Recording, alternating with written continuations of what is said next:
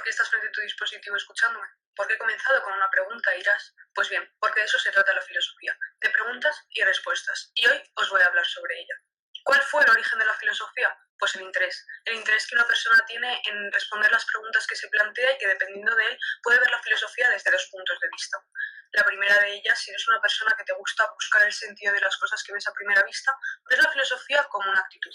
Sin embargo, si te gusta dar respuesta a las preguntas que te planteas mediante el uso de la razón, los conocimientos y los sentidos, ves la filosofía como una disciplina. Es decir, la filosofía son las explicaciones que le das a las preguntas que te planteas.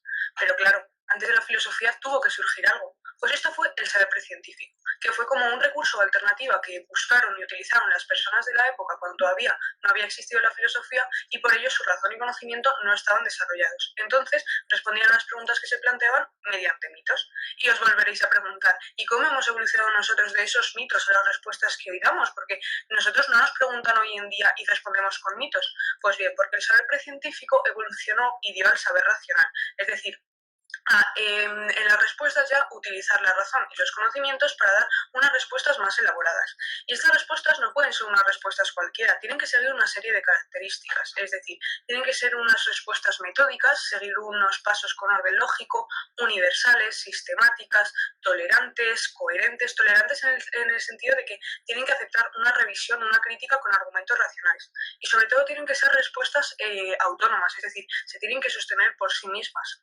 Pero claro, sin preguntas no hay respuestas. Las preguntas son muy necesarias y de hecho la grandeza de la filosofía radica más en las preguntas que se plantea que en las respuestas que ofrece, porque nosotros no podríamos haber hablado de nada de lo que acabamos de hablar si no nos hubiesen hecho una pregunta. Nosotros no podemos dar explicaciones a nada.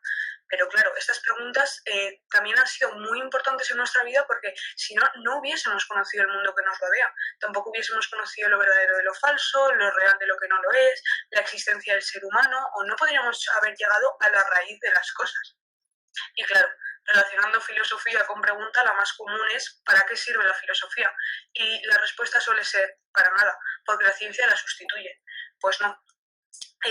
Todos tenemos claro que antes de comenzar a comprender algo y a investigar sobre algo tenemos que saber las funciones que va a tener y para lo que nos va a servir para no perder nuestro tiempo en cosas inútiles. Pues bien, vamos a ver las funciones de la filosofía.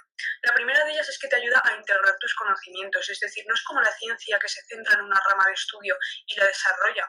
No, la filosofía lo que hace es integrar todos los conocimientos, hace una gran parcela y a partir de ahí la desarrolla. Es decir, por eso mismo la ciencia no sustituye a la filosofía, porque principalmente no se encargan de lo mismo. La filosofía también lo que te ayuda es a entender y analizar los factores que tú quieres comprender para evitar obstáculos en tu camino, ya que relieva los argumentos racionales para intentar de alguna forma transformar la realidad en beneficio del ser humano. Vamos a acabar todo lo que es la filosofía con una frase que dijo el creador de esta, Tales de Mileto, que es: la felicidad del cuerpo se funda en la salud, la del entendimiento en el saber. Muchas gracias.